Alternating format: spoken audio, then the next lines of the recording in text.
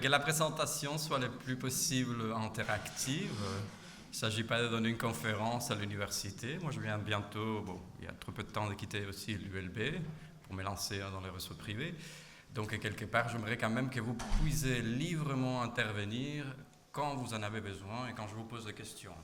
Que ce soit à main levée, que ce soit si vous avez une question, vous pouvez m'interrompre parce que je suis psychiatre et spécialiste en médecine du sommeil. Et je suis assez conscient par rapport à des études que la concentration maximale d'un être humain moyenne dure entre 25 à 45 minutes. Donc ce qu'on va essayer de faire, on va éviter l'heure un peu les concepts un peu plus anciens, on va faire des petites pauses pendant la présentation et vous m'interrompez à n'importe quel moment et puis on va laisser à la fin un quart d'heure, le très fameux quart d'heure académique chez nous, chez le Libre Penseur à l'ULB, pour poser quelques questions si ça vous semble important et que la parole circule ici à la salle. Okay. Moi, je suis psychiatre, je suis formé en Espagne en médecine et en psychiatrie à l'ULB. Et je suis formé par l'International Sleep Medicine Course, une des 3 modalités qui donne accès en Belgique à la pratique de la somnologie et surtout notamment au pouvoir de prescription de fameux CPAP. Parce qu'en général, quand on travaille dans des consultes sommeil, et notamment dans un laboratoire du sommeil, une grosse partie de ce qu'on traite, c'est des pathologies dites respiratoires, notamment les fameuses apnées du sommeil, plus de 70%. Je vous posais déjà quelques questions. En fait, je ne sais pas si vous savez qu'en une moyenne, depuis un siècle, on dort entre 1 heure, 1 heure et demie, voire 2 heures. Les statistiques, on va les éviter parce qu'à chaque étude, on a de nouvelles statistiques et finalement, on crée quelque part un intervalle qui nous est valable pour les publications scientifiques et dans les livres. Mais je ne sais pas si vous savez que depuis un siècle, on a perdu tous une moyenne d'1 heure et demie de sommeil par nuit, avec toutes les conséquences que ça engendre pour la santé.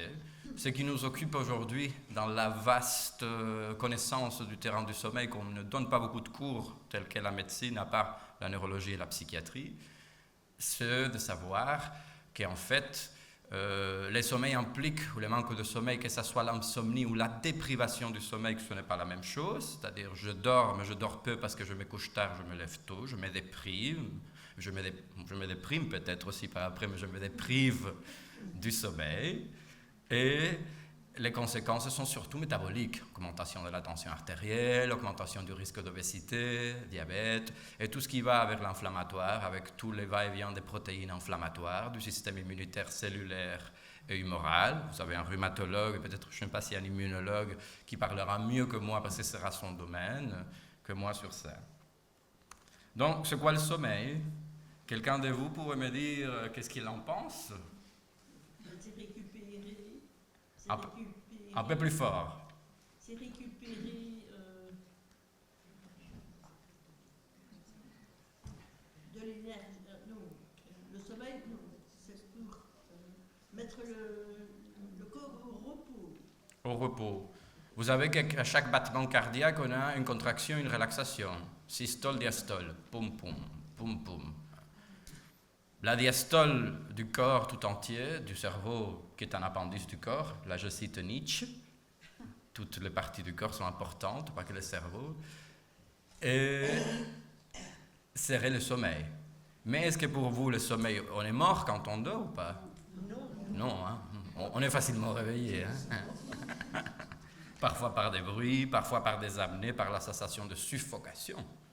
On est un peu suffoqué. Donc c'est un processus dynamique, de toute manière, composé par des phases et par des cycles. Et chaque cycle comporte 3 phases de sommeil dit normal, non-sommeil non paradoxal, et puis de sommeil dit paradoxal ou REM, qu'en français vous pouvez dire mort, mouvement oculaire rapide, parce que REM c'est ce que ça veut dire en anglais, Rapid Eye Movement, sleep.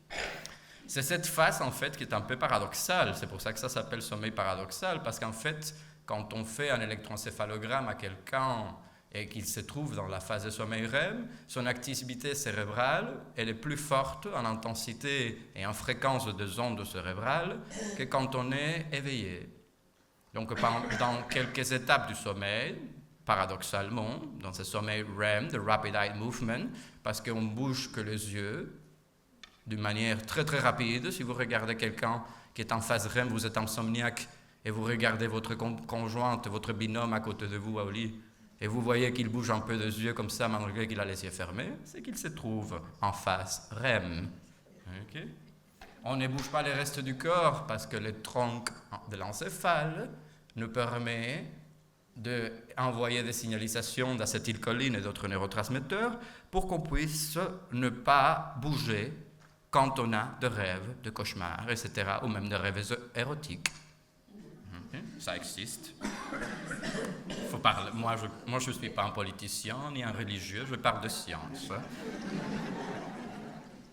Perte de conscience, on a vu que non, on ne perd pas la conscience durant le sommeil, mais c'est quoi la conscience? C'est un grand débat théologique et philosophique d'abord. Et, comme je vous ai dit, parfois on est plus éveillé pendant le sommeil que durant l'éveil, dans quelle phase pendant le sommeil REM. Et ce qui nous occupe, c'est de savoir plutôt c'est quoi une insomnie. Là, je vais vous demander, vous levez la main, à ceux qui se définiraient eux-mêmes comme étant des insomniaques. Raise a hand, on dit en anglais. High and clear. 2 personnes ici dans la salle. Là, vous êtes en dehors des statistiques. Les statistiques médicales disent qu'il y en a plus. Que ça peut toucher les adultes, de 20 à 30% des adultes dans les pays occidentaux. Je ne dis pas que ça dure à vie, mais c'est quand même assez fréquent. Pourquoi pensez-vous qu'on dort? Pour récupérer. Mais pour un animal dans un milieu sauvage, c'est quand même pas très sympa, il peut se faire bouffer. Donc si quand même la sélection naturelle a maintenu cette période qui varie entre mammifères supérieurs dont on se considère, on fait partie de la nature, je pense que vous êtes d'accord, c'est parce que les bénéfices sont plus grands peut-être à travers des milliers d'années d'évolution que les dangers qu'une nuit de sommeil ou un sommeil biphasique peut considérer. Vous savez par exemple que dans le monde animal, moi je suis un médecin évolutionniste, mon chien s'appelait même Darwin, j'arrive jusqu'à 7 points, dans le point qu'il y a certains animaux, certains mammifères, marins par exemple, qui pour continuer à nager, dorment avec la moitié du cerveau déconnecté, ce qu'on appelle sommeil hémisphérique. Ça arrive aux dauphins, aux baleines et à certains oiseaux pour pouvoir continuer le vol. Il faut savoir qu'au Moyen-Âge, en Europe, selon les statistiques, ne sont pas de grande qualité, on dormait aussi de manière biphasique, mais durant une journée, on dormait 3-4 heures de sieste, 3-4 heures la nuit. Donc on ne dormait pas 8 heures. On dort parce qu'effectivement, on récupère, mais la récupération, ça veut dire qu'on met le métabolisme un peu à diminution. On diminue le métabolisme dans toutes les cellules, plus ou moins. Et ce mécanisme de sommeil est régulé par 2 activités. Par la fatigue produite par la journée, on appelle un processus CES, et par la production de mélatonine, la fameuse mélatonine, qu'il ne faut pas le prendre scientifiquement avant 50 ans, parce qu'elle est produite par une glande qui s'appelle la glande pinéale, qui normalement ne devrait pas être calcifiée à la moitié, et alors arrêter de produire une bonne partie de mélatonine à partir de 50 ans. Mais on peut l'utiliser, c'est un inducteur du sommeil, il n'est pas risqueux et c'est aussi un anti-inflammatoire. On l'utilise à des doses très très fortes en cancérologie par exemple, ou parfois dans des pathologies infectieuses. Certains, vous avez cité repos, régénération, mise en pause du cerveau et du corps. Enfin, avec mes mots, c'est pour être clair, mais c'est un peu plus complexe que ça. Mémorisation, très important pendant les phases de sommeil et de consolidation de la mémoire, notamment le REM. Pour le jeune, on perd un peu de REM quand on est un peu plus âgé, pas autant que ça. Et pour mettre en pause ou mettre un peu les freins au métabolisme. Vous voyez, lui, les grands carnivores, vous pouvez essayer de le convaincre de devenir végétarien, mais ça va être très difficile. C'est le seul animal qui est capable de synthétiser les félins, la vitamine C, en mangeant de la viande sans manger des fruits et légumes. Certains de nous, carnivores, on aimerait bien pouvoir faire ça, mais ça sera un peu compliqué. Pour les végétariens, c'est très facile. Moi, je suis un omnivore convaincu. Mais c'est Lion, le roi de la brousse. Il est capable de dormir avec une certaine essence parce qu'il sait probablement qu'il n'a pas beaucoup de prédateurs. Il trouvera des proies. Quoique, des félins sont des animaux très anxieux. Si vous avez des chats à la maison, vous pourrez observer que n'importe quel bruit les remet très rapidement en anxiété. À ça ressemble une nuit de sommeil. Si je mets le curseur ici, je pense que ça ne bouge pas. Si, vous l'avez vu? Et il est où là? Ah, il est ici. Ah. Parce que moi, je dois les regarder comme ça. Ok. Comprenez l'anglais minimum, hein? La phase d'éveil, une petite phase REM, sommeil léger, sommeil profond. Bon, normalement, nous, on ne le voit pas comme ça. On voit des périodes REM ici. Ok. Et ça, à quoi ça ressemble une nuit de sommeil? Moi, je ne vais pas trop m'étaler parce que ça, c'est électroencéphalographie. Il faut avoir quand même quelques notions fortes de biologie et de médecine. Certains d'entre vous, probablement, ils ont fait des études de ça ou ils sont passionnés, ils lisent ça du matin au soir. C'est parfait. Ça, c'est juste le résumé de ce que les technologues... Je ne comprends pas REM. REM. Le REM, c'est le sommeil paradoxal.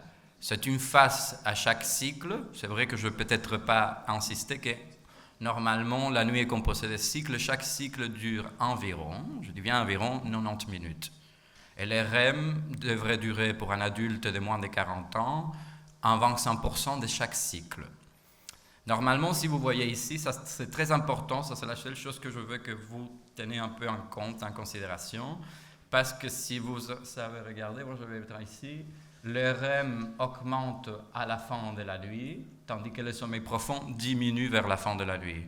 Autrement dit, on a plus de phases de sommeil profond plus longues et plus intenses en début de nuit, et on a plus de sommeil REM plus fort, plus fréquent et plus intense en fin de nuit. Ça va comme ça. Notre sommeil, il y a un mythe social, il n'est pas de 8 heures. Donc il faut se retirer cette idée de la tête. Le sommeil, tout comme l'intelligence, décrit une variable normale en statistique, ce qui est défini par la courbe de Gauss. Peut-être ça vous dit quelque chose. Donc c'est-à-dire que la moitié, 95% de la population, les deux déviations standards à la droite et à la gauche, donc 95% des gens, dorment entre 6 heures et 9 heures. Si vous êtes dans cet intervalle temporel, en tant qu'adulte, je définis adulte en psychiatrie une fois que le cerveau est mature à 23 ans pour les hommes, 23 ans pour les femmes, 25 ans pour les hommes, et quand le cerveau se ferme, bon, à la vingtaine, on va pas se bagarrer ici, avec ces statistiques à nouveau qui changent en fonction d'études, c'est valable.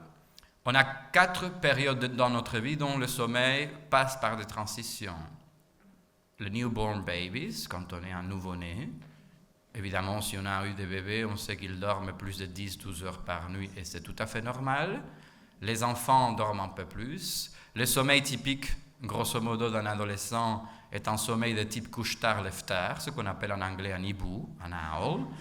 C'est pour ça que certaines personnes de la somnologie en Europe, notamment notre pop de la somnologie qui est pour moi Till Rauberg en Allemagne, Raubenberg, pardon.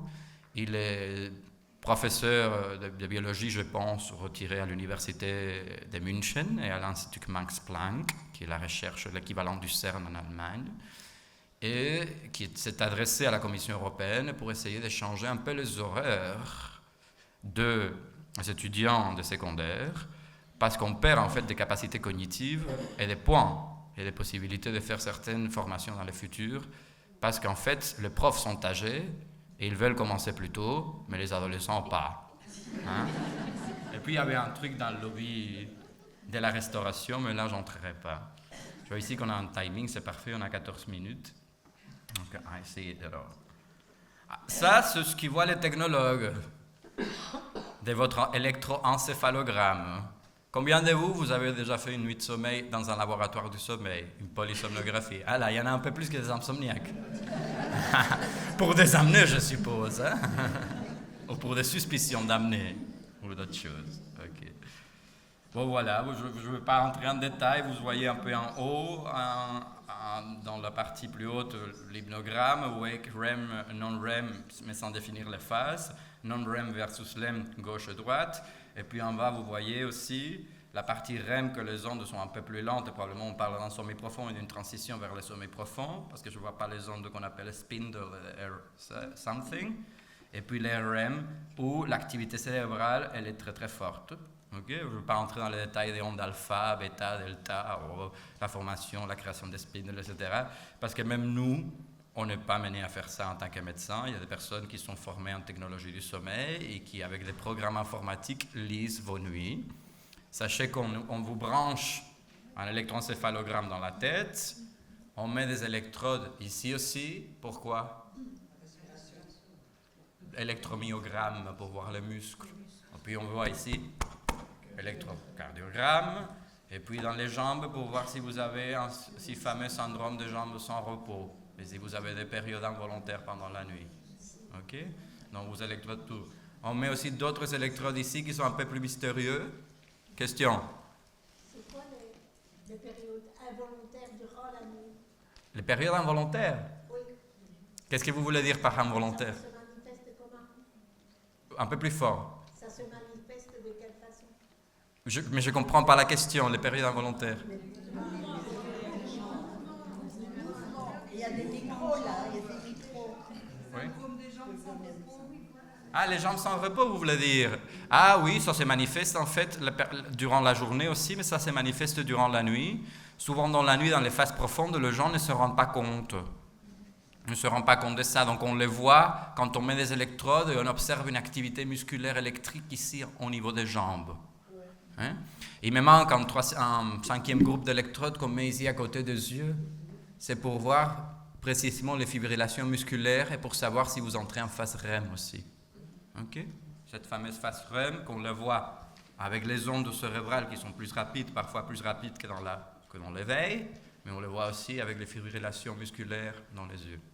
Et ça peut provoquer des crampes très douloureuses? Pour certaines personnes, oui, mais ça dépend de la personne, parce que la sensibilité à la douleur, elle est très dépendante de la génétique et de l'innervation, en fait. Donc pour les symptômes, c'est un peu compliqué.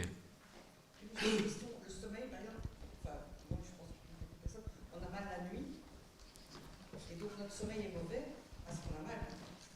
Mais comment ça se passe se manifester? On en arrivera. On dort quand même un peu. On en arrivera. Par rapport à la fatigue, à la douleur, etc. Ça, c'est vraiment très important. C'est le sujet qui nous occupe. Il faut savoir que la plupart des gens qui ne dorment pas bien, ils ont de l'anxiété en général. Là, vous êtes d'accord? Hein? L'anxiété, c'est un cluster en psychiatrie maintenant. Il y a plusieurs types de troubles anxieux, que ce soit l'anxiété générale, l'anxiété aiguë, que ce soit un PTSD, que ce soit un TOC, etc. Je lance une autre question. Quand on ne dort pas bien et qu'on doit mettre une CPAP, Oui. ça ne concerne pas la tête, ça concerne le cœur. Ça concerne la respiration, la voie respiratoire supérieure surtout. Oui, alors on ne dort pas bien si on n'en met pas. Ça a des C'est conséquences. qu'on dort bien, mais peut-être on ne s'en rend pas compte, mais on est très fatigué, somnolent le matin parce que le cerveau ne respire pas bien. On est très fatigué. Ouais. Très fatigué et très somnolent. C'est ça. On arrivera, parce qu'il y a une grosse différence, une petite différence, mais quand même à remarquer entre la fatigue et la somnolence. Ok? De rien. Ça, c'est les critères de la dernière classification psychiatrique de l'insomnie. Il y a aussi l'Association internationale du sommeil, et il y a aussi l'Association européenne qui classifie les pathologies en fonction de certains types de symptômes. Moi, j'utilise l'américaine, mais c'est un grand fan parce que je n'aime pas trop les classifications en psychiatrie, mais pour d'autres raisons. Je trouve que l'être humain est très, très inclassifiable. Mais quels sont les symptômes? Certains, vous avez déjà vu, d'une insomnie. Quelqu'un veut se lancer? 1, 2, 3 insomniaques dans la salle, quelle chance en fait. On a du mal à s'endormir, on met beaucoup de temps pour s'endormir, on se réveille très facilement pour la moindre chose ou parce qu'il n'y a rien, et on se réveille très tôt le matin, on ne sait pas se rendormir. Et puis quand on doit se lever, à ce moment-là, on a vraiment envie de dormir. On a envie de dormir, on est fatigué. Moi, je vous mets un 18 sur 20. Dans la question qu'effectivement, on a des symptômes à évaluer nocturnes et on a des symptômes diurnes. Les diurnes, c'est les conséquences d'avoir passé des nuits de sommeil. Mais à partir de quand on dit en médecine actuellement qu'une insomnie est chronique et donc on doit la traiter? Au niveau de la durée. Oui, mais quand c'est tous les jours. Mais à partir de combien de temps? Parce que si vous venez de perdre votre conjoint, peut-être vous dormirez mal pendant 2 ou 3 semaines. Ou peut-être plus. 3 mois. 3 mois, 3 fois par semaine. On tranche la poire en 2. On dit le 4 jours, on diminue un peu plus pour l'arrondir. Ce sont les symptômes plus typiques d'une insomnie. Difficulté d'initiation de sommeil, ce qu'on appelle Sleep Onset Latency en anglais, SOL. Des éveils nocturnes, des éveils intercurrents, des WASOs. Des privations de sommeil aussi, c'est-à-dire je dors peu, mais parce que je me couche tard, et je dois me lever tôt. Et ce qui serait partie d'un concept qu'on utilise beaucoup, que c'est le social jet lag. Malgré qu'on ne prend pas des vols transatlantiques, on est dans un jet lag parce qu'on est tout le temps branché à notre téléphone, à la télévision, et on dort moins et on a perdu en qualité et en quantité de sommeil. Okay? Les symptômes diurnes, fatigue, somnolence parfois, je ne l'ai pas mis là-bas parce que j'en insisterai un peu plus tard, irritabilité, manque de concentration et de mémoire, vous l'avez oublié, et la fameuse céphalée, le mot de tête. En général. Puis on a un risque plus grand, on persécute les gens qui prennent le volant quand ils prennent des drogues, ce qui est très bien, quand ils prennent de l'alcool, qui est une drogue tout simplement légale pour des questions historiques. Mais les gens qui sont fatigués, ils ont plus à risque de faire un accident de la route, de se tuer, de tuer quelqu'un d'autre. Il vaut mieux pas prendre la voiture peut-être. Docteur, je ne dors pas du tout. Je sais que les Français, comme nous les Espagnols, vous êtes enclins à l'hyperbole, à l'exagération. Mais ce n'est pas possible. On serait mort. On dort mal, on dort peu, on a des symptômes diurnes, mais on ne dort pas du tout.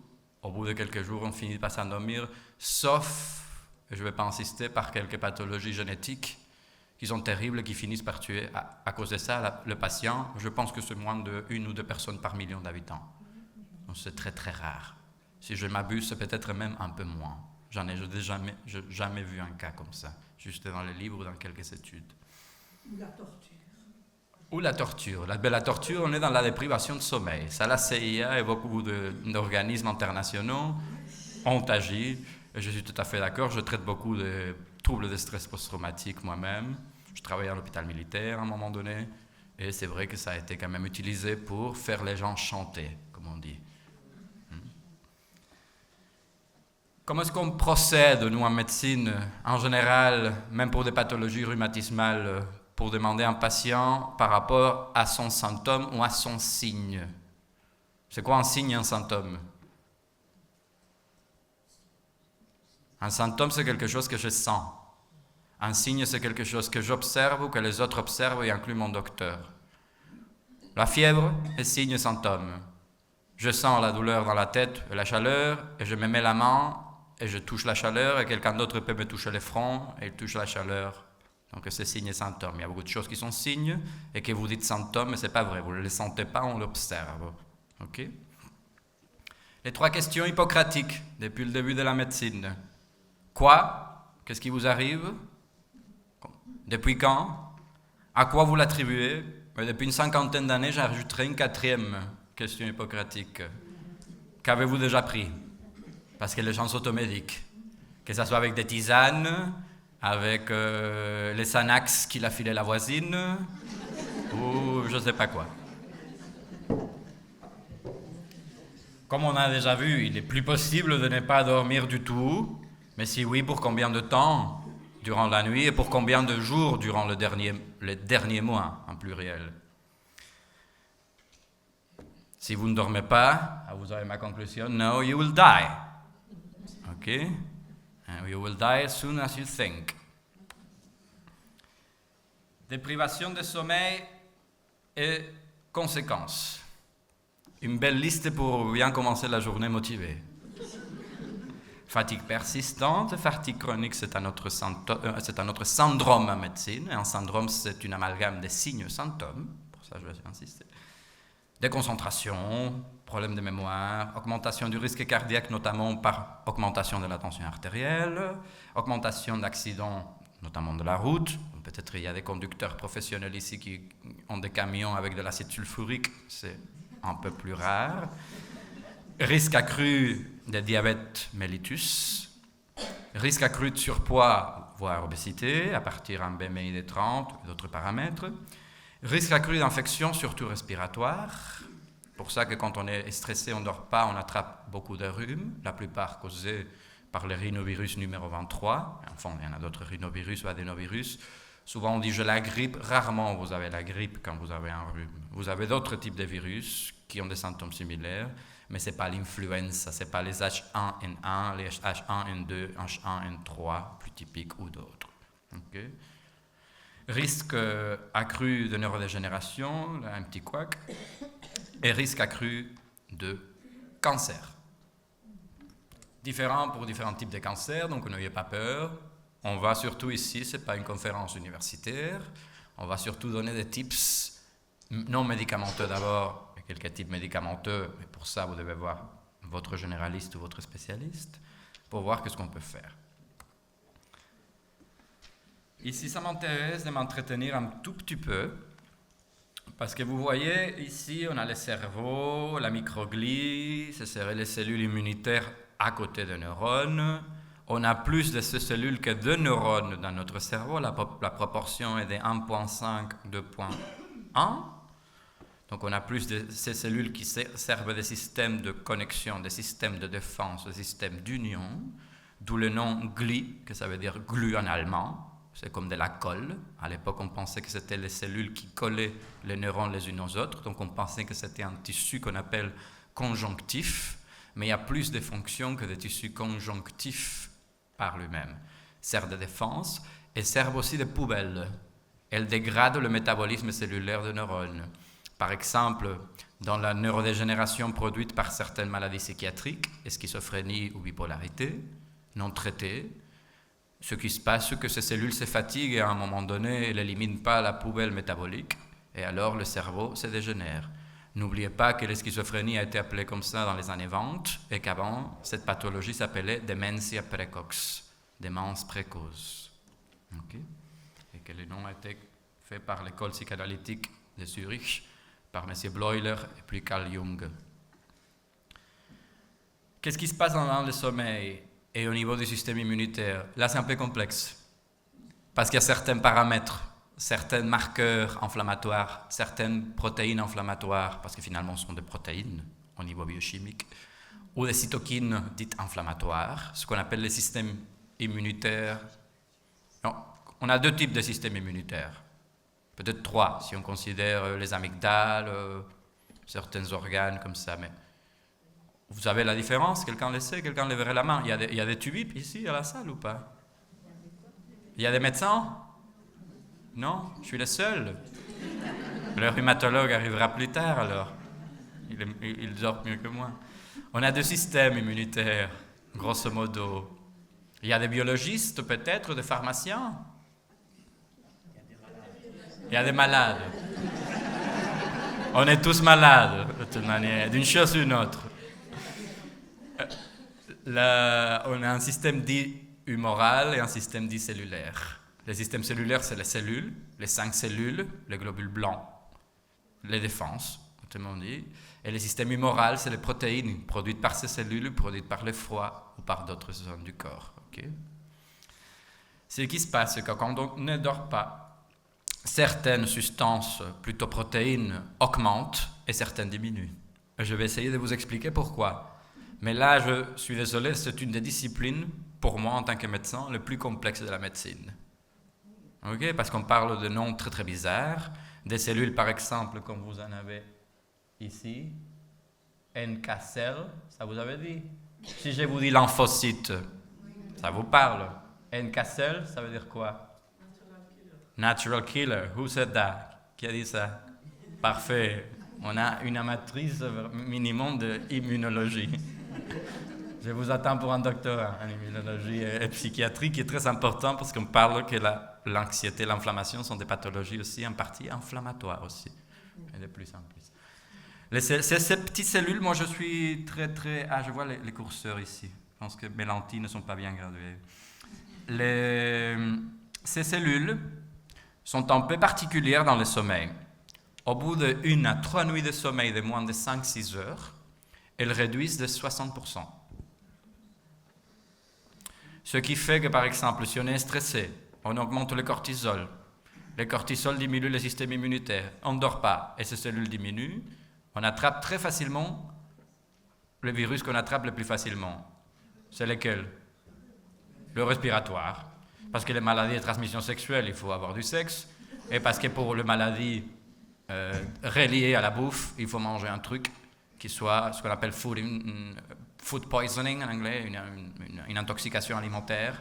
Elles sont quand même reliées à quelque chose qui est dans un mauvais état. Ou les maladies de contact 3, précisant contact 3. Tandis que si vous êtes bruxellois adoptif comme moi et vous entrez dans les métros dans l'heure de pointe, vous avez la chance que au moins 3-4 personnes vous crachent à la figure. Si vous avez mal dormi, vous avez stressé pour des différentes choses, les risques augmentent. Okay? Pour vous, il n'y a pas de médecin. Pour vous, pauvres mortels, on a tous, comme moi, 2 ou 3 rhumes par an. C'est une statistique normale. Si vous attrapez ça, vous êtes dans la norme. Nous, les médecins, quand on est jeune, on attrape plus. Ce qui nous fait que quand on est vieux, on est un peu plus protégé. On devait avoir quelques avantages. Fiscal, on n'a pas beaucoup, mais ça, on en a quelques-unes. Des médiateurs qui augmentent. Vous avez vu que la plupart diminuent à gauche de l'image, non? Puis vous voyez les trucs que j'ai soulignés, que j'ai coursés en rouge, n'est-ce pas? Ça, c'est ceux qui augmentent. Les interleukines, IL, ça veut dire interleukines, augmentent. Ceux qui vous causent des problèmes inflammatoires, augmentés ou qui aggravent votre pathologie inflammatoire déjà existante, après quelques nuits, quelques semaines, quelques mois, ou voire quelques années, des mauvaises qualités de sommeil. Okay? En médecine, à partir qu'on est fini, moi je finis en 2015, pour certains de vous ce serait hier, mais à partir qu'on finit, on lit plus des études. Mais les études, il faut faire attention, même quand vous les lisez aussi, parce qu'une étude doit être reproductible, donc il ne faut pas croire au pied de la lettre ce que vous lisez. Il faut quand même, pour créer des livres de médecine, le grand bouquin de médecine, le grand manuel, les guides de pratique clinique, les clinical guidelines, il faut quand même se baser sur 2 études, 2 types d'études en tout cas, méta-analyse et systematic review, ou the review. Là, je vous montre une review. Une review, c'est quelqu'un qui s'amuse, moi j'aime bien beaucoup ça, il faut être un peu un rat des bibliothèques, pour prendre des articles qui parlent du même sujet, qui partent de mêmes prémices, des mêmes prérogatives des sciences, et pour augmenter la quantité de sujets et de cas et faire une statistique un peu plus grande de ce qui se passe. Okay? Parce qu'une seule étude, peut-être, elle comporte 30, 40, 60, une centaine de personnes. Quand on fait une review, on arrive à 20, 30 000 personnes. Et alors là, la puissance statistique augmente. Que ce soit au niveau de dire combien de malades il y a, au niveau d'une statistique simplement simple ou de traitement.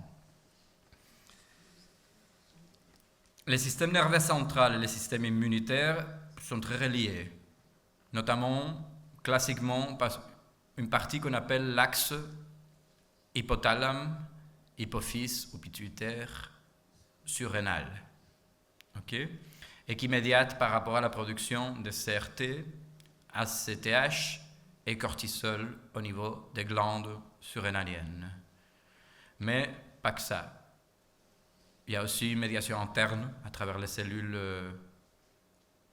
gliales, les astrocytes, pour la grande majorité. Et je vous lis ici. Un des mécanismes qui propose la survie sur le sommeil, il est conservé, mais dans les temps modernes, les défis de stress physique, chimique et psychologique sont plus grands, impactant de plus en plus notre sommeil et puis l'utilisation de certains matériaux, de certains appareils qui émettent de la lumière bleu-blanche et qui perturbent la production de mélatonine. L'impact sur le système immunitaire. Le stress cellulaire, l'inflammation aiguë, la déprivation de sommeil aigu, les maladies infectieuses engendrent une production de cellules et de cytokines inflammatoires qui circulent par tout le système corporel. Évidemment, elles vont monter jusqu'au cerveau, passer la barrière hémato-encéphalique. Le cerveau se défend des substances, même des drogues récréatives qu'on prend, elle se défend, même si ça arrive à faire des effets, sinon les gens n'en prendraient pas. Et augmente le médiateur d'inflammation. La continuité du sommeil, elle est un peu impactée, mais surtout c'est intéressant, dans cette réponse directe par rapport à la production de cortisol, de tenir une chose vraiment pour vous en considération, que pendant les premières phases de sommeil, il y avait quoi? Plus de sommeil profond ou plus de sommeil REM? Profond. Et dans ce sommeil profond, il y a une diminution de médiateurs d'inflammation. Tandis que dans le sommeil REM, favorise l'augmentation du cortisol, la diminution des médiateurs d'inflammation secondairement, pour préparer la journée. C'est pour ça qu'on a un peu plus de fièvre en fin de journée et au petit matin, et moins quand on se réveille et on est malade. Okay? Certaines, vous pouvez voir, activité immunitaire augmente, et certaines, par rapport à certaines protéines interleukines, diminuent. Malchance, si vous dormez mal, je vais résumer très très facilement, la diminution de certaines interleukines entraîne la possibilité d'attraper des rhumes, notamment des pathologies respiratoires, même la possibilité que les vaccins de l'hépatite A, l'hépatite B et la grippe fassent moins d'effet parce que vous produirez moins d'anticorps. C'est quelque chose que moi je ne savais pas, grâce à ce travail, je l'ai appris. Et les maladies, mais certaines aussi, augmentent et ils sont reliés à une augmentation de l'inflammation dite systémique. Et ce qui se passe au niveau des pathologies inflammatoires, c'est que l'inflammation est plutôt systémique. Ça attaque certains organes en fonction des targets, plus que d'autres en fonction de la pathologie. Ce n'est pas la même chose une polyarthrite, une spondylarthrite, un lupus, maladie de Hashimoto, pensons aux thyroïdites, aux maladies auto-immunitaires typiques gastro-intestinales, Crohn, rectocolite ulcéro-hémorragique, etc. Quelques questions? Petite pause. On est à 37 minutes, on s'approche de 45 minutes. Vous pourriez donner un peu plus d'explications justement comment on attrape des crampes à cause du manque de sommeil? Les crampes de jambes. La nuit, ça c'est plutôt génétique ou c'est relié à un diabète non traité en général ou un manque de fer. Ce sont les causes principales de jambes sans repos. Et un diabète ignoré? Un diabète ignoré aussi, ça pourrait être le cas. Mais parfois c'est tout à fait génétique. Parfois on n'a pas une anémie ferriprive ni un diabète. Parfois c'est simplement génétique. Parfois c'est relié aussi à l'anxiété. C'est très multifactoriel ce syndrome des jambes sans repos. L'avantage que c'est désagréable. Je pense comprendre votre question. Ça impacte la qualité du sommeil parce que certaines personnes se réveillent. Donc il faut le traiter si c'est le cas. Mais ce n'est pas mortel. C'est des douleurs atroces. Mais alors on peut-être... Un quart d'heure et puis c'est terminé. Mais alors peut-être on parle d'autre chose, d'un problème vasculaire ou d'un problème nerveux. Les syndromes de jambes sans repos n'est pas censé être tout à fait douloureux. Ce n'est pas les symptômes principaux. Une crampe sur la partie au-dessus du genou. Non, mais là je pense que ce serait mieux de consulter, comme on dit, avec votre généraliste ou le neurologue. Parce que n'est pas ces syndromes de jambes sans repos dont on voit nous dans polysomnographie n'est pas tout à fait très douloureux dans les symptômes. Des crampes qui arrivent une fois tous les 15 jours, quoi, pas tous les jours. Non, alors on parle d'autre chose. Là, je ne saurais pas vous dire plus. En cas de crampes, c'est quotidien. Oui. Normalement, les crampes de jambes sans repos, ça arrive au quotidien pour la plupart des personnes qui ont ces symptômes, oui. Mais c'est plutôt des paresthésies qu'on dit en médecine, des sensations de fourmillement et d'inquiétude. Les jambes bougent, pour ça s'appelle jambes sans repos. On a une sensation d'inquiétude, mais la douleur n'est pas parmi les symptômes principaux de ces syndromes. Vous demandez un PET scan, hein, votre médecin, c'est bon, quoi. pour découvrir. Non, est-ce que vous avez déjà entendu parler des nanocorps? Pour les systèmes immunitaires, c'est les chameaux et les lamas qui produisent ça. Non. Alors, c'est matière grise sur la HTBF. Nanocorps. Nanocorps. Je vais Donc, regarder. ils vont... Disons que c'est un système immunitaire chez les camélidés. Et ce qui est incroyable, c'est que les recherches amènent à attaquer les cellules qui sont dégénératives d'Alzheimer, plus d'autres maladies. Donc voilà. Mais c'est en Belgique qu'ils ont découvert ça. Et ils ont déposé un brevet pour pas que les laboratoires mettent la main dessus et ça en remplisse plein les poches, quoi. Mais je pense que c'est un avenir, notamment les nanocorps. On verra des chameaux dans nos champs, voilà. C'est pas plus mal. Ça rapportera comme les champignons hallucinogènes. Le problème, c'est qu'ils poussent partout. Et alors, je pense que ça sera difficile de pouvoir les breveter. Je ne connaissais pas. Moi, je sais par exemple, j'aime bien l'évolution, et que le système immunitaire de certains reptiliens, comme les crocodiles, il est très efficace aussi. Ils produisent des opsonines qui sont capables de percer les cellules pathogènes sans une influence d'autres cellules. Juste les anticorps sont capables de faire la plupart du travail. Donc c'est très intéressant. Le chameau, de toute manière, est un animal habitué, ça ne m'étonne pas, à vivre dans des conditions assez rudes. Donc c'est normal que le système immunitaire soit quand même bien développé. Parce qu'il y a toute une théorie, en fait. Le système immunitaire, on fait l'amalgame rapide en disant qu'il sert à nous défendre des agents externes et que parfois, malheureusement, il nous attaque à nous-mêmes. Définition principale de l'auto-immunité, n'est-ce pas? Par contre, il y a une théorie évolutive que le système immunitaire, une des grandes fonctions, c'est de ne pas attaquer les bébés, de ne pas considérer les bébés qui naissent dans le corps d'une femme comme un corps étranger, de savoir reconnaître ce qui nous est propre et ce qui nous est étrange, et ce qui peut aussi, quelque part, être nocif pour notre santé, comme certaines bactéries, pathogènes et virus. Okay? Bon, là, j'ai vraiment une grande slide sur l'augmentation du système nerveux central. Et là, vous voyez que vous restez ici. Vous voyez? Non? C'est petit?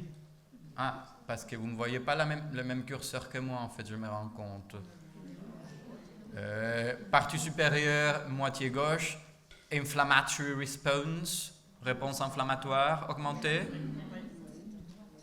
diminution de l'activité virale. C'est ce que les études récentes nous montrent, ok? Par rapport à l'insomnie, probablement pour la plupart des cas, causé par un stress.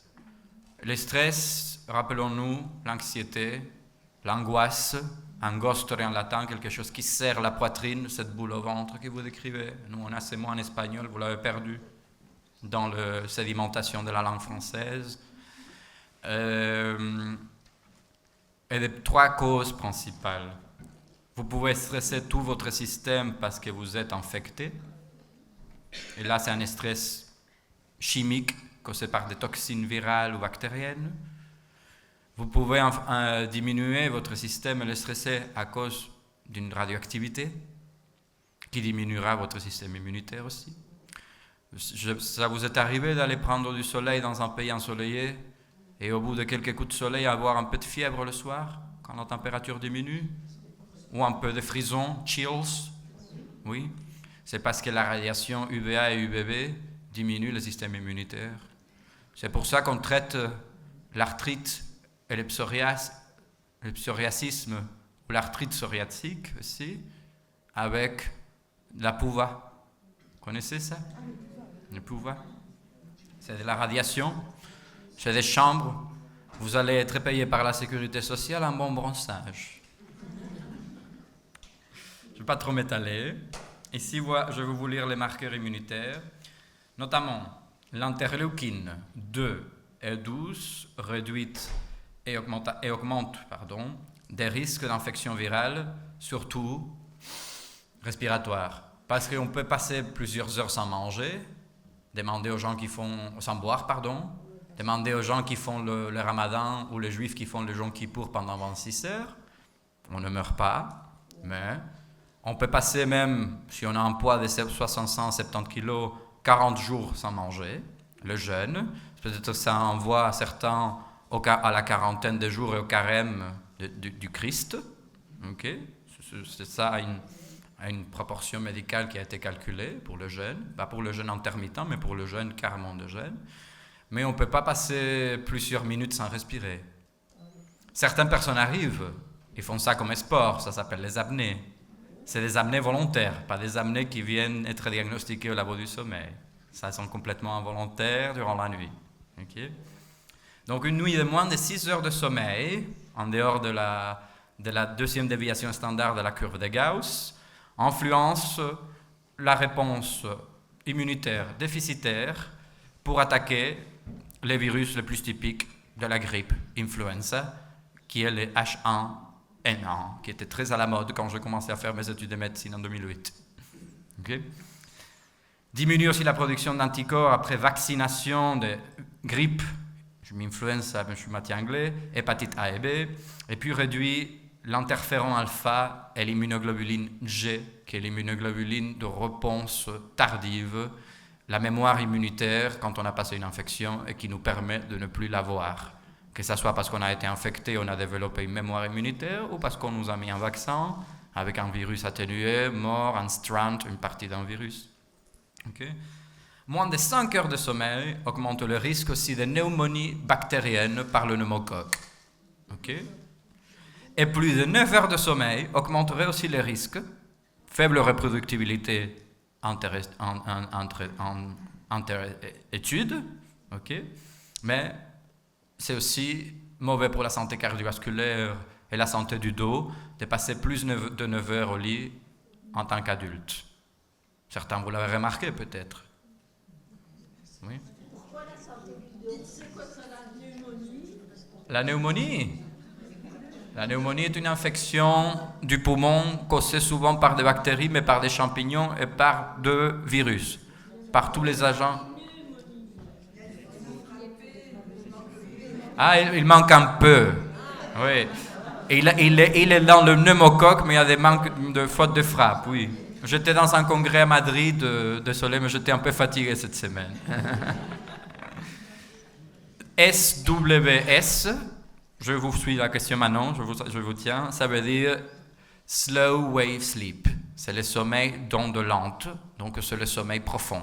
Vous l'avez vu peut-être je le mettrai comme ça par rapport à la définition du REM.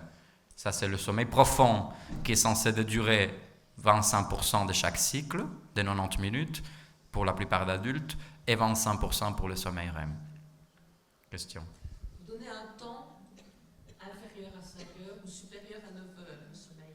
Ce sont des temps complets, ou bien il peut y avoir des interruptions. Il y a des études dans tous les sens. Là. Tant que vous le dormez par jour, c'est comme ça. Par exemple, moi, mon dada, c'est la chronobiologie. C'est le rythme naturel de sommeil qu'on a. Okay? Chaque personne, en fonction même de sa génétique ou de la zone où elle a vécu dans la vie, le climat idéal pour le sommeil, c'est le climat équatorial, où on a 12 heures et 12 heures de sommeil. Si vous allez au Congo, à l'ancien Kinshasa, je pense que vous connaissez, mais pas pour les bonnes raisons, en Belgique, là vous allez voir que vos problèmes de sommeil par rapport au déréglage circadien vont peut-être s'amoindrir, voire diminuer beaucoup. Okay? Ici, on a, au long de 365 jours par an, une énorme variation du sommeil et de la production de mélatonine, de la fatigue, et un grand manque en Belgique. Ce n'est pas un pays si froid que ça, c'est plutôt humide et obscur. Un grand manque de luminosité. Non, ça va. Mais qu'est-ce qu'on fait pour régler le sommeil à quelqu'un pendant 6 mois par an qu'on a trop peu de lumière? Les luminettes. Bon, les luminettes sont un peu plus chères, c'est une marque registrée. En plus, je trouve ça horrible comme dispositif, mais chacun son truc. Et il y a des lampes aussi qui sont un peu moins chères, mais ça, elles sont fixes. Vous devez les poser pendant que vous petit déjeunez, par exemple. Pourquoi alors, au niveau de l'Europe, ils ne se mettent pas d'accord sur la suppression Parce que la seule chose dans laquelle je suis d'accord, c'est qu'il y a un grand désaccord humain. Et que grâce à ça, il y a la démocratie. Si on a un accord 100%, ça s'appelle la dictature ou la tyrannie.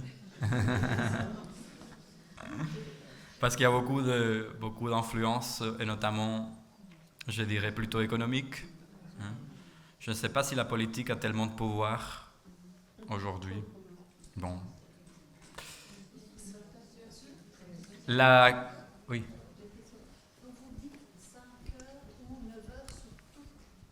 Non. Non, les 5 heures, au niveau temporaire, c'est trop peu. Je vais commencer par ça. Oui, mais 6 à 9 heures, c'est idéal.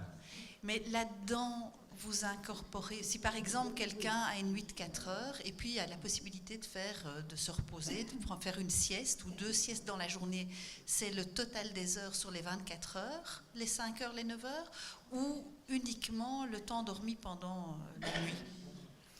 Non, c'est le total, mais nous, on a la préférence que le sommeil soit nocturne.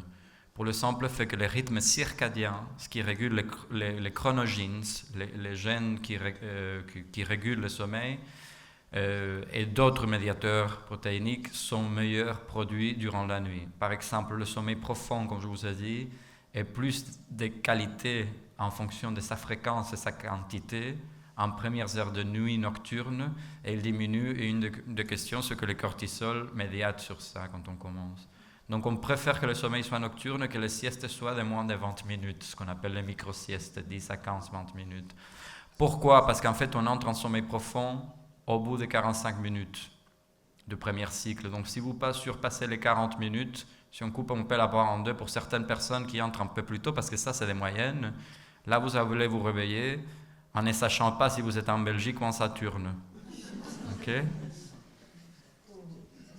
D'autres... Oui, moi, concernant le sommeil paradoxal, Le REM.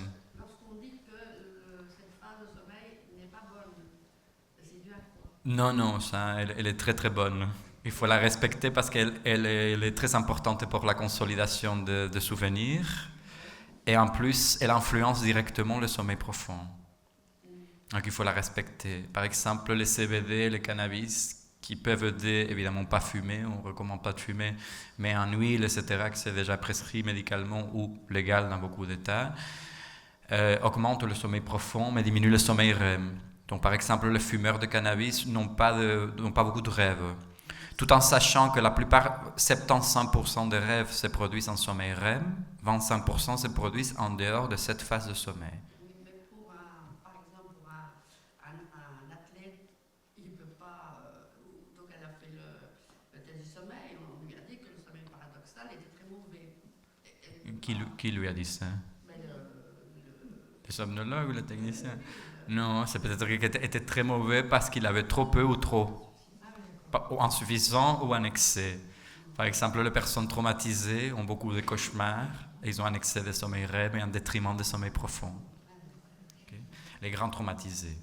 Que ça soit PTSD, donc ce que vous appelez trouble de stress post-traumatique en français, ou CPTSD, complexe. Je dépasse déjà les 53 minutes, c'est pas merveilleux. On fera moins de questions à la fin.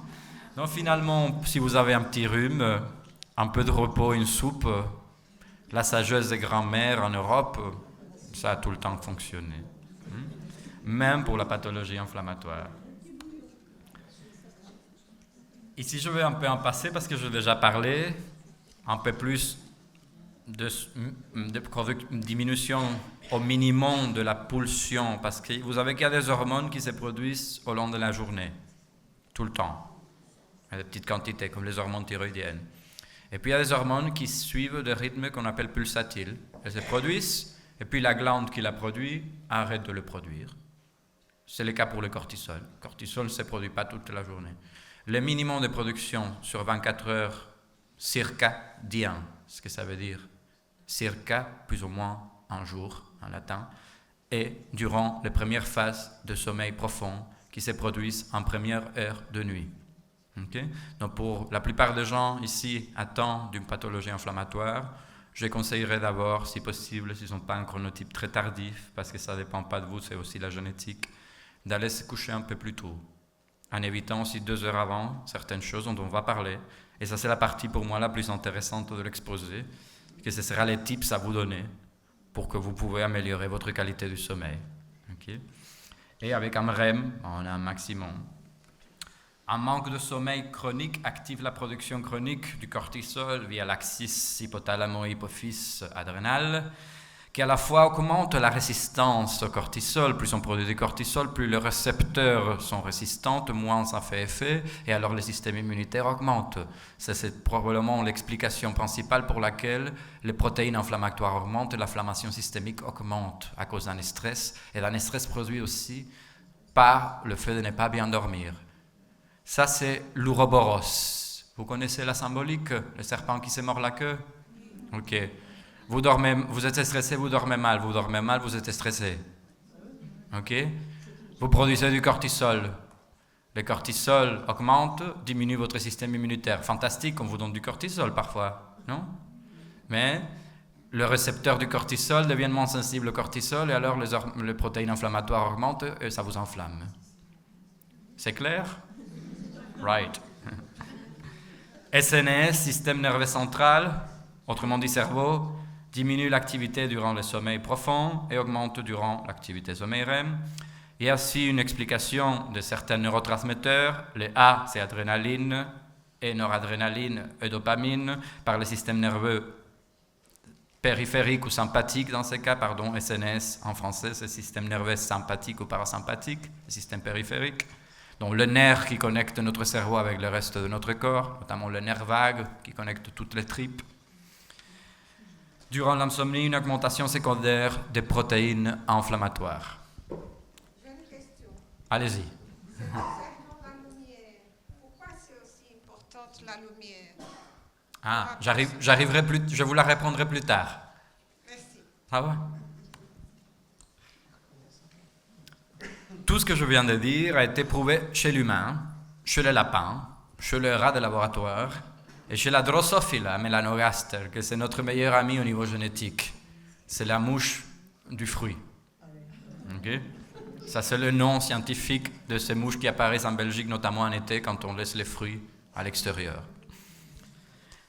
De même, selon l'évolution, les molécules inflammatoires diminuent les neurotransmetteurs dits comportementaux, adrénaline, dopamine et sérotonine, et augmentent l'isolement. La théorie évolutive, c'est que c'est pour favoriser, quand vous êtes malade, que vous n'avez pas envie de sortir, que vous êtes fatigué, que vous voulez rester au fauteuil, que vous avez d'autres symptômes, c'est pour éviter que vous contaminez aux autres.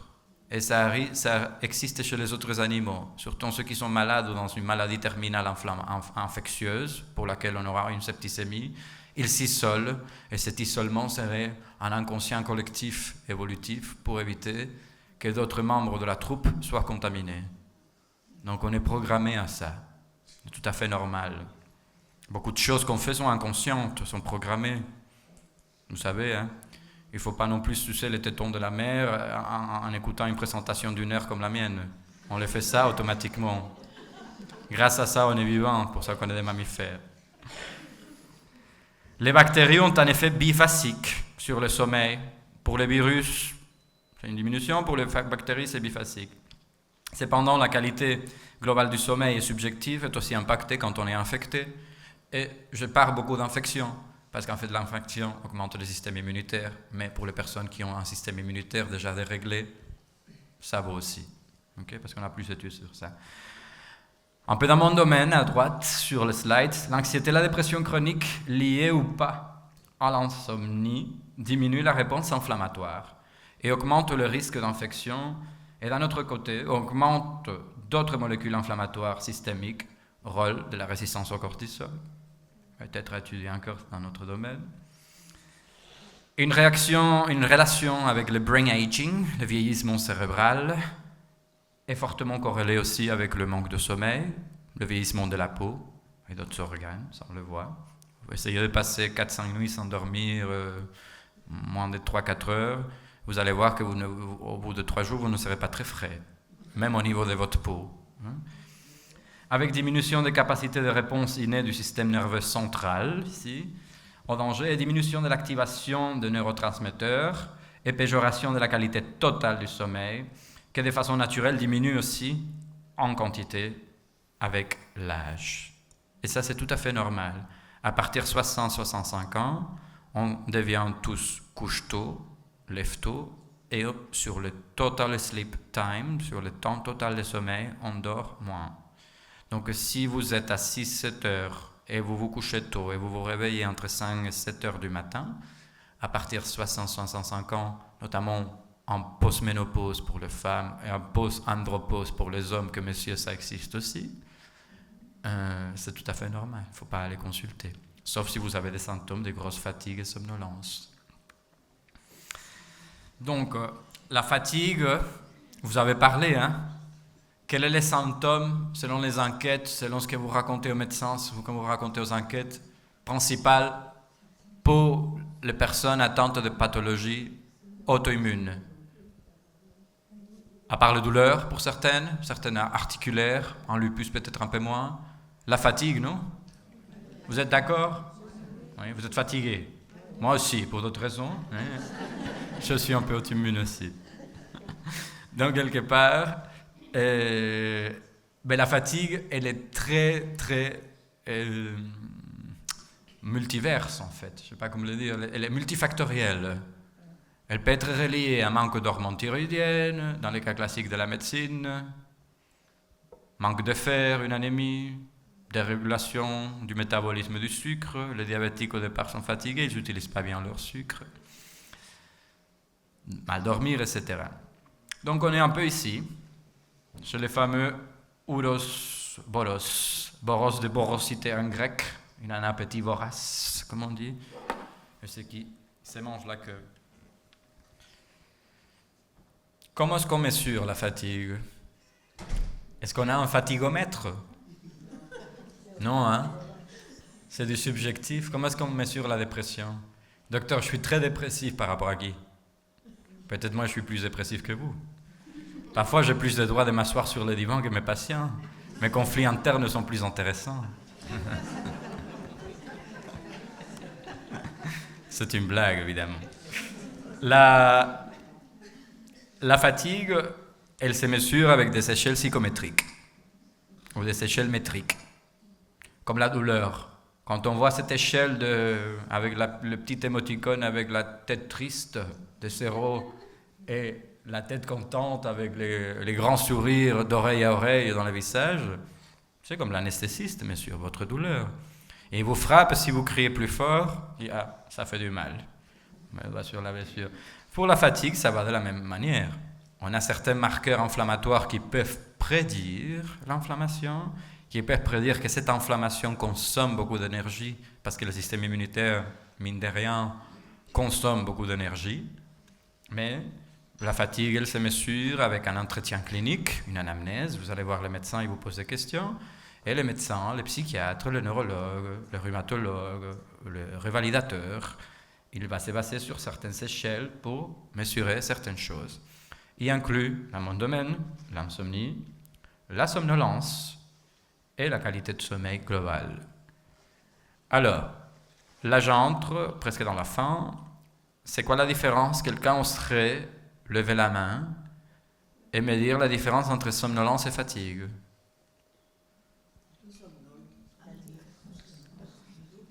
On peut être fatigué et ne pas savoir dormir. Oui, mais Et je comprends, mais somnolence, on somnole, mais on ne se sent pas fatigué. vous le décrivez très bien avec votre langage corporel. Mais ça s'appelle en français piquer du nez. Ok? Les gens qui font des apnées, ils sont fatigués, mais par rapport à d'autres, ils piquent du nez. Ils s'endorment sans savoir manger trop lourd ni boire de l'alcool. Parce que on respire pas bien, le cerveau est fatigué, et alors quand vous êtes dans la salle d'attente, dans le bus, dans des endroits plutôt calmes, avec pas trop de lumière, même en après-midi, on s'endort. Et pourtant, vous n'avez pas picolé une bouteille de vin, ni mangé un onglet aux échalotes. Ok? Pardon? La digestion. La digestion aussi, mais elle ne doit pas être...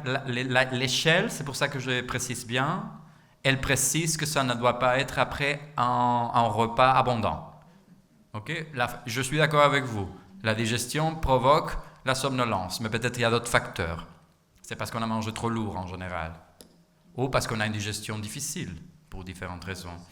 Mais dans l'échelle des fatigues, dans l'échelle de Epworth des fatigues que je vais vous montrer, elle exclut dans le questionnement le fait d'avoir mangé et d'avoir bu de l'alcool, pour être sûr que votre fatigue n'est pas causée par d'autres facteurs. Ok? Je vais vous montrer quelques échelles. Ça, c'est la FSS, l'échelle de sévérité de la fatigue, une échelle globale qui est passée par beaucoup de rhumatologues ou de médecins qui travaillent en médecine physique et révalidation aussi. Ici, c'est le questionnaire, vous n'allez pas voir, mais vous pouvez le faire même sur Internet, c'est des autotests de Epworth sur le sleepiness, la somnolence. On a ici l'échelle internationale la plus validée sur l'indice de sévérité de l'insomnie, ISI. Et puis c'est un questionnaire que je ne vous recommande pas de le passer tout seul, parce que c'est un peu compliqué à corriger, mais bon, on peut s'entraîner, il faut s'entraîner une trentaine de minutes avant de le passer pour apprendre à le corriger, qui est le Pittsburgh, sur la qualité globale du sommeil, c'est très subjectif. Ce que je recommanderais à tous les, comme il n'y a pas de médecins ici, de généralistes pressants ou d'autres, de passer ces 4 questionnaires avant d'envoyer quelqu'un à une consultation spécialisée en sommeil ou même en laboratoire du sommeil. Surtout parce que 2 sont prédictibles des symptômes, le principaux du syndrome d'apnée, qui finalement c'est 75% des cas qu'on voit qu'on traite. Parce que ça se voit et ça se traite très bien par rapport à d'autres choses. L'insomnie, elle peut être traitée en consulte avec la psychothérapie, la méditation, l'hygiène de vie ou des médicaments si ça ne va pas. Okay. Chronotype, Zeitgebers et hygiène du sommeil. Zeit, temps, Gebers, donneur, le donneur du temps. C'est un concept qui s'applique en allemand, internationalement, même en anglais. Et hygiène du sommeil. Là, je vous propose les choses qui ont été plus prouvées comme étant bonnes pour tout le monde, pour le sommeil. Mais ici qu'on a... Dans 10 minutes, je finis, j'ouvre la question. Alarme pour le réveil, c'est très important, pour essayer d'être fatigué le soir. C'est finalement la déprivation de sommeil qui va régler votre cycle. C'est le premier facteur. Avec la lumière, l'exposition à la lumière. Si on ne l'a pas, on utilise des méthodes artificielles, comme les lampes, les luminettes. Ce sont les 2 activités principales. Activité physique, idéalement en journée ou en après-midi. Le soir, 3 heures avant de dormir, ça perturbe le sommeil, on produit de l'adrénaline, et alors on tarde un peu plus à dormir. Ça impacte sur le temps de sommeil, le temps qu'on met à s'endormir, et aussi sur le réveil intercurrent durant la nuit. Évitez les soupers très lourds et tardifs, café, thé et autres à partir 15-16 heures, je dirais, parce que normalement la caféine a une vie moyenne de 6 heures, donc à la 6 heures après, vous avez la moitié de la molécule circulant dans votre plasme. Pas de longues et tardives siestes, parce que ça va vous dérégler les cycles, et alors là, vous allez vous coucher trop tard. Appareil électronique la nuit, interdit, forbidden, niet. Okay. 3 heures avant. Activité intellectuelle ou stressante la nuit, mieux pas. Lecture aussi très stressante, peut-être lire un truc léger, mais lire Hegel ou Schopenhauer, je vous recommande le matin. Et dispute de couple, je préfère ça le matin avec un café, ça passe un tout petit peu mieux. Okay. Une chose très importante, au lit, on va au lit pour dormir et pour d'autres choses. Mais pas pour manger, pas pour voir la télé, pas pour être branché à l'iPad pendant 10 heures, etc. Vous faites vos devoirs maritaux ou pas, vos devoirs binomiaux, et vous dormez. Et c'est écrit comme ça dans le livre de somnologie. Okay? On va pour dormir ou pour le sexe. Parce que sinon, inconsciemment, on va associer le lit à l'endroit où on ne dort pas et on va plus facilement s'endormir au fauteuil. Okay? Tips importants. Et là, je finis. La température de la chambre doit être idéalement de 18 à 22 degrés. S'il fait trop chaud, s'il fait trop froid, vous vous démerderez comme vous pouvez, mais à contrôler au maximum possible. Les 2 grands stimuli pour l'être humain sont les stimuli visuel et sonore. S'il y a beaucoup de lumière et beaucoup de bruit, vous n'allez pas bien dormir. Si vos voisins mettent la musique électronique à 3 heures du mat', soit ils vous invitent à la fête, soit vous ne dormirez pas. Évitez les écrans. La télévision, c'est une lumière en général un peu plus cathodique, on est un peu plus loin, mais quoique ce n'est pas idéal. La règle de 2 à 3 heures avant. Les boissons caféinées, thé, café, chocolat, tout ce qui contient des hypochantines, de caféine, théine, cacao, bromine, boissons énergisantes, Red Bull, Monster. Okay. Utilisez, deuxième colonne ici. J'arrive à voir le curseur parce qu'en fait, bon, non, moi je le vois ici dans mon écran, mais pas les vôtres, c'est un mystère. Hein. C'est un mystère trinitaire presque.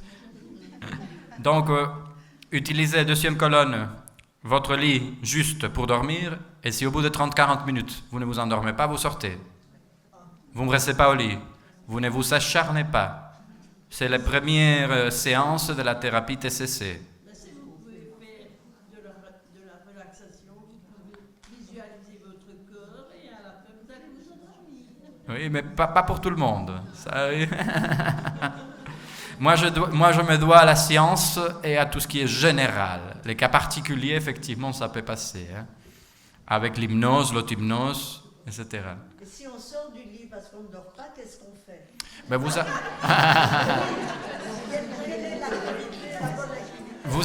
vous allez au fauteuil, vous allez même faire une marche, vous allez boire une tisane, une infusion qui ne contienne pas des molécules excitantes. Ça réveille. Et surtout les patients diabétiques savent vous dire ça aussi. Hein. Ou des hommes qui, à partir de 60-70 ans, ont beaucoup de problèmes de prostate. Beaucoup de choses, on ne peut pas les régler. Parce que, comme je vous ai dit à la fin, c'est un processus dynamique et multifactoriel. Beaucoup de choses sont, on va dire, votre sommeil est impacté par autre chose, en fait.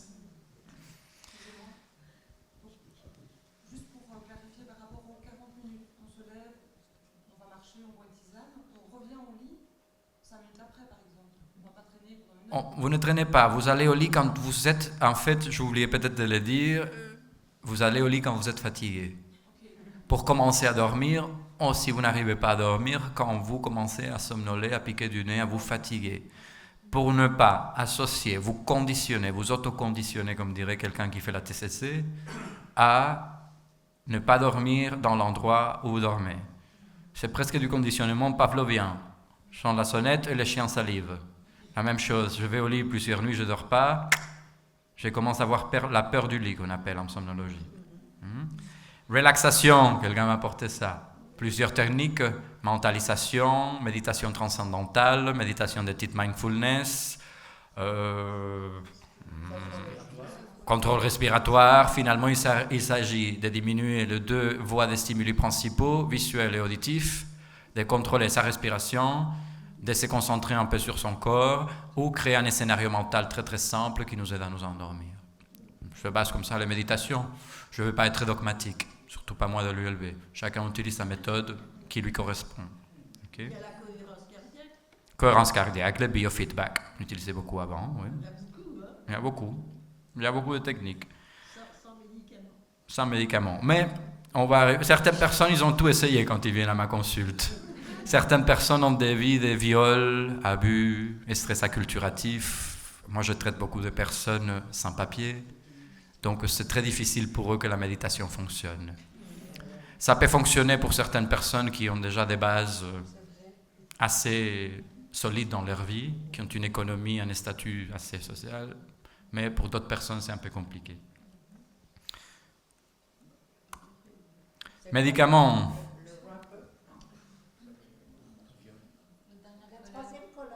La dernière colonne. Je la lis moi-même maintenant.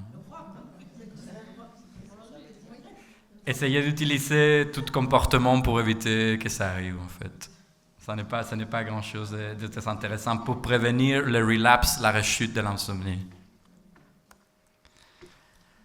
Médicaments. On commence par la phyto. Passiflora et valériana ont été essayés, surtout parce que le profil des effets primaires est bon, pas beaucoup d'effets secondaires. Attention avec la valériana, elle est difficile à dégrader par le foie. Donc que ça soit une herbe, elle ne la transforme pas automatiquement dans quelque chose d'anodin. Rappelez-vous que la plupart des poisons se trouvent dans le monde végétal. Donc que quelque chose vienne d'une plante, ça ne veut pas dire qu'on va jouer aux sorcières. Okay. Mélatonine, de rapide ou lente absorption, de toute manière, elle n'est pas remboursée. Peut-être certaines mutuelles que je rembourse. Moi, je fais tout le temps la prescription, si le patient a besoin. Mais... Sédatifs, on commence par les atypiques, pour éviter le dernier groupe que j'ai mis en rouge en bas, qui sont les benzodiazépines, alprazolam, Xanax, Temesta, Valium et compagnie, qui sont addictives, qui augmentent le sommeil léger en diminuant le sommeil profond. Fonctionnent comme l'alcool dans le cerveau, touchent les mêmes récepteurs que l'alcool. Et alors on dort, mais la qualité est très mauvaise. Et en plus, au bout de 3 mois d'utilisation, en moins 3 mois, disent certaines statistiques en fonction du profil de la personne, sont addictives.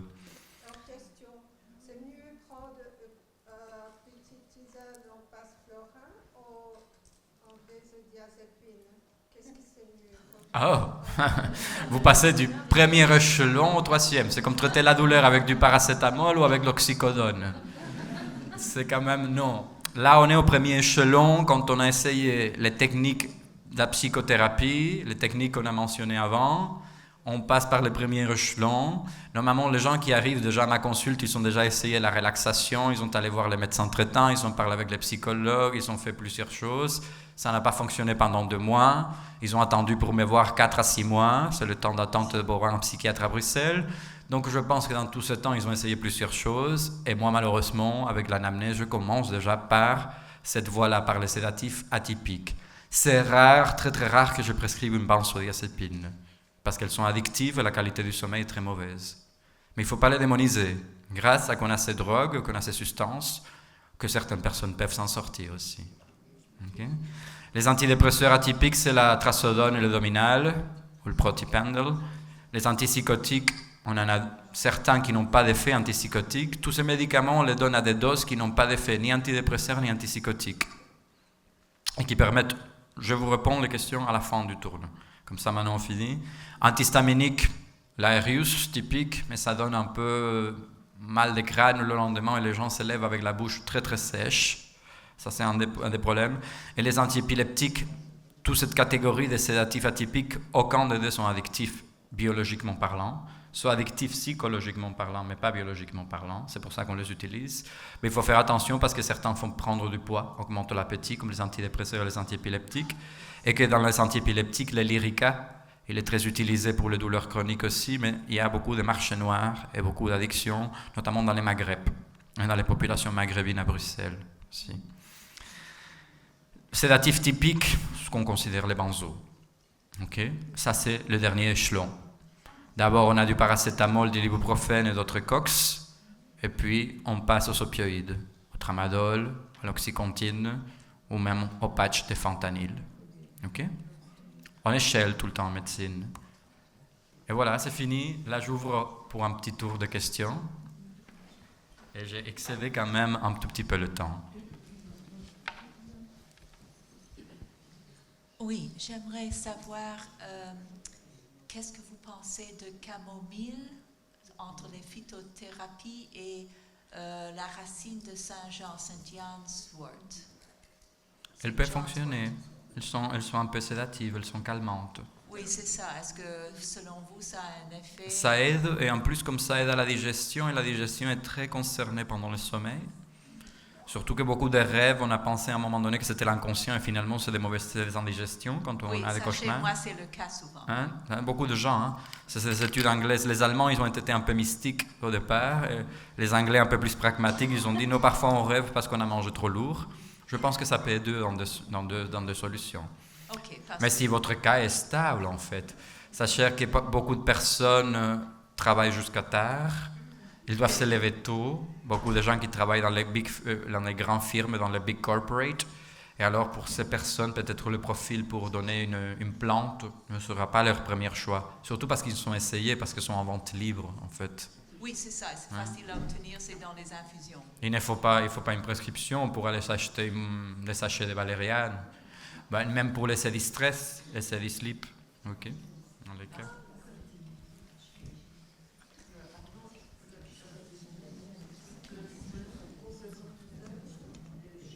Attends. Je vais vous dire après.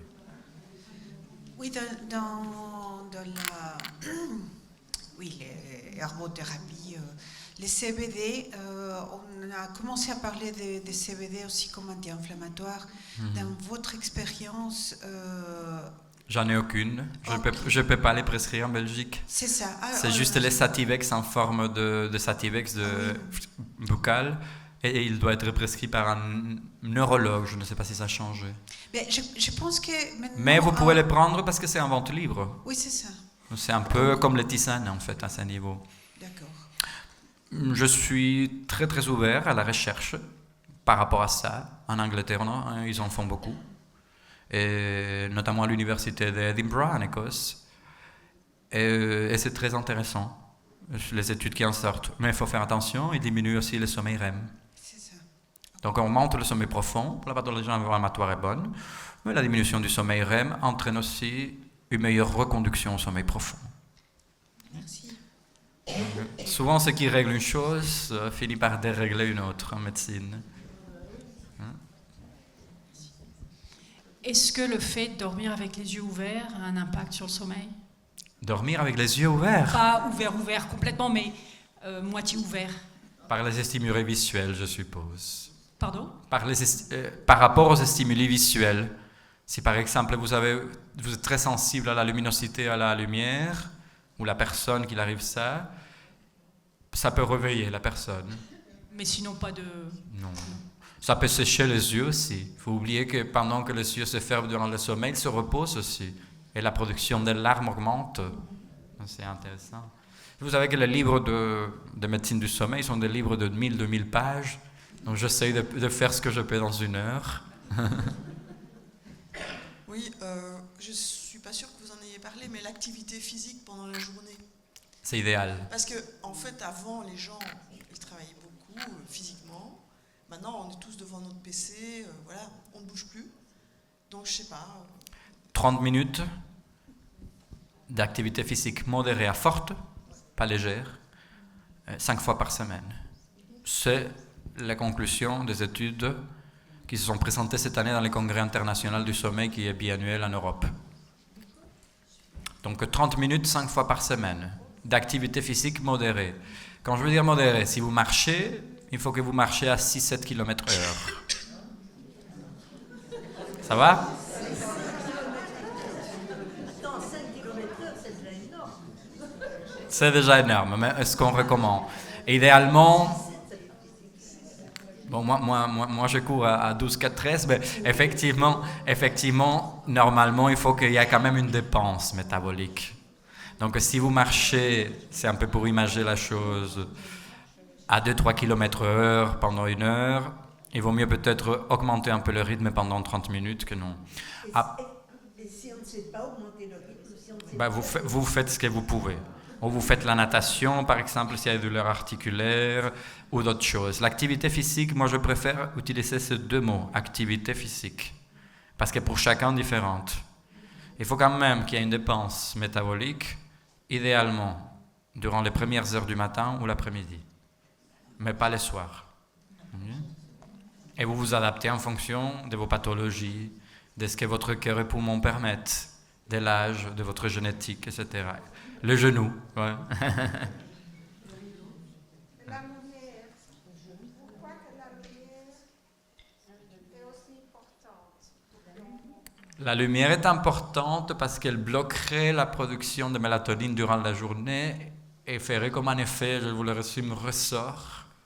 Plus elle est bloquée, plus elle est produite le soir. Et puis ça fatigue le cerveau. Parce que nous, le café est un faux stimulant. On dit que le café c'est un stimulant, c'est faux, ce n'est pas une amphétamine ou la cocaïne. Les effets, si vous avez essayé, ce n'est pas les mêmes non plus. Le café est un inhibiteur de l'adénosine, une molécule qui se produit dans notre cerveau du matin au soir et qui s'accumule. Et cette accumulation augmente la fatigue, nous permettant d'être fatigués pour aller dormir. Donc le café bloque cette sensation de fatigue, mais il n'est pas stimulant. Il ne nous stimule pas. Il nous donne la fausse sensation qu'on n'est pas fatigué quand on est fatigué. Okay. Du grand matin jusqu'à 15 heures, en fait, vous pourrez en prendre. Si vous n'êtes pas sensible. Moi, je voulais juste vous demander par rapport au fait de tout à fait le contraire de ce que vous avez dit aujourd'hui, donc l'insomnie, l'inverse quand on dort beaucoup trop. L'hypersomnie. L'hypersomnie. Oui. C'est à partir de 9-10 heures pour un adulte. Et souvent, elle est reliée à des pathologies, c'est très bien inflammatoire, j'aurais peut-être dû toucher un mot, peut-être pour la prochaine fois. Ou par rapport à certaines pathologies neurodégénératives, commence par des phases d'insomnie, maladies infectieuses, la maladie du sommeil en Afrique, la piqûre de la mouche tsetse donne une hypersomnie, à part d'autres symptômes qui peuvent être fatals, et la fatigue. Dans certains cas, c'est cause de fatigue, d'anémie, d'autres raisons. Mais c'est pour ça, tout à l'heure, vous parliez de la différence entre le sommeil... Attends, non, c'était la somnolence, la fatigue et la somnolence. Oui. Et dans ce cas-là, c'est quoi? Parce qu'on est fatigué ou parce qu'on Non, la somnolence, c'est s'endormir très très facilement dans des endroits où on peut s'endormir facilement pour la plupart des gens. C'est-à-dire, ça, la génétique, elle est en psychiatrie au moins représenterait grosso modo 50% de nos variables. Donc une partie de la thérapie, de la psychothérapie et des médicaments aboutit à ce changement, une autre partie à l'acceptation. On s'est rendu compte. Et il y a des gens que de nature s'endorment dans n'importe quel endroit, dans l'avion, et d'autres qui galèrent. Moi, si je pouvais, ma vie serait plus facile. Mais ce n'est pas le cas. Mais quand on est somnolent, c'est parce qu'on est fatigué. Mais l'hypersomnolence, le concept est différent. Là, ça veut dire qu'on dort beaucoup d'heures la nuit et la journée. Qu'on dépasse les 10 heures de sommeil en nuit et en journée. Okay? Les critères changent. Moi, je ne suis pas très d'accord avec certaines classifications, et en plus, elles changent tout le temps. Le plus important en médecine, c'est le patient et sa symptomatologie, sa génétique, et ce qu'on appelle de plus en plus la médecine personnalisée, pour moi. Et dans ce cas-là, on consulte qui? Moi, un somnologue. Je sais vous donner des stimulants légaux. Ben voilà, moi, comme ça, je souffre d'insomnie depuis plus de 30 ans, traité avec somnifères, de la mélatonine et compagnie. J'ai dû faire, c'est à ça, mais j'ai dû faire un labo du sommeil et porter une CPAP. Malheureusement, j'ai des problèmes respiratoires, donc j'ai pas su la supporter. Mais par contre, en discutant avec une amie, au début, il m'a mis un humidificateur. Et c'est certainement ça que je ne supportais pas. Donc j'ai repris rendez-vous pour refaire un labo du sommeil et retester pour voir si ça fonctionnait. Je ne sais pas ce que vous en pensez. C'est très bien. En fait, la Belgique est un pays très humide. Si je traite des cas d'apnée à Madrid, par exemple, au centre du plateau en Espagne, c'est très sec, ou à Moscou. Mais la Belgique, c'est très humide. Mais malgré ça, avec les chauffages, la moitié de l'hiver, la moitié du temps de l'année, pour certaines personnes un peu plus frileuses, sèche les chambres où vous dormez. Et alors, le fait d'envoyer de l'air à votre voie respiratoire, plus la sécheresse que c'est par le chauffage, vous fait que vous ne supportez pas les CPAP et que vous vous levez avec une chérostomie, avec une bouche sèche et une chéro aussi pharyngite, une chéropharyngite. Oui, aussi la bouche sèche, c'est quand on ne dort pas avec la bouche fermée. Aussi, mais dans les cas d'apnée, on a la tendance à compenser, à ouvrir le maximum toutes les voies respiratoires pour que l'air entre aussi. C'est pour ça qu'on ronfle. En principe, j'ai entendu pas une fois, mais plusieurs fois, que en principe, notre nez est fait pour expirer et respirer. Et la bouche, c'est fait pour mordre. Non, moi je dirais que la bouche fait partie de la voie digestive, tout comme de la voie respiratoire. Pour ce sens, on a aussi les amygdales en fond du pharynx. Donc ça, c'est pas tout à fait précis. Idéalement, on respire par le nez, parce qu'il y a une défense, mais idéalement, on peut expirer par le nez, par la bouche. Entrer l'air par le nez, idéalement, le sortir par le deux cavités, c'est possible. Ce qu'on fait en méditation aussi. Hein. Voilà, je vais laisser la dernière question. Merci, j'ai de la chance. Moi, j'ai une question par rapport à l'utilisation de la mélatonine. Comment vous conseillez de procéder par cure, ou toute l'année ou... Scientifiquement, elle devrait, en médecine du sommeil, c'est une très bonne question, mais un peu compliquée. Donc, je vais résumer la réponse. Elle devrait être basée, si on veut le faire, stricto sensu, dans le sens de la science la plus pure qui existe actuellement, par une mesure d'une curve de mélatonine mesurée dans notre salive ou dans notre sang pendant 24 heures. Donc il faudra vous donner une petite gommette à mâcher toutes les heures et envoyer au laboratoire. Ce test n'est pas remboursé, parce que c'est juste pour la recherche. Nous, on l'a fait pour une recherche au laboratoire du sommeil de Brugman où je travaillais avant. Chaque échantillon coûte 100 €. Donc ça coûte 2400 € la journée. Et c'est pour calculer ce qu'on appelle le DLMO, Dim Light Melatonin Onset. Donc la production de la mélatonine quand la lumière est basse, quand on dime la lumière. Il faut calculer ça parce que ça varie en fonction de l'âge et de la génétique de chaque personne. Donc il faudra alors, pour un problème circadien de retard de phase, la prendre entre 3 et 5 heures avant notre production naturelle de mélatonine qui a été calculée par cette formule scientifique, soit salivaire, soit sanguine. Sinon, qu'est-ce qu'on fait en pratique en clinique parce que ça c'est impraticable d'un point de vue matériel et économique? On demande aux patients de nous faire une sleep agenda, un calendrier de son sommeil, combien de temps ça dort, et depuis les dernières années, à quelle heure il a eu plus ou moins l'urgence de s'endormir. Et alors on calcule, on la donne 2 heures avant. Mais pas 1 heure avant, sinon elle aura simplement un effet hypnotique. Fera dormir, mais ne maintiendra pas l'effet. L'idée, c'est de mimer, c'est un neurotransmetteur, de mimer la production qui est déficitaire à partir de 50 ans, pour la plupart des gens, et utiliser ces effets anti-inflammatoires. Mais c'est un peu... Si on veut le faire bien, c'est un peu complexe. On peut le faire. Peut-être dans le futur, quand la technique arrivera, on pourra le faire à la maison, on pourra cracher sur un pot, envoyer et voir notre courbe de mélatonine. À partir de 4 picogrammes, on considère qu'il y a une production normale nocturne. Et à partir de cela, on le fait ça plusieurs jours, on établit une moyenne.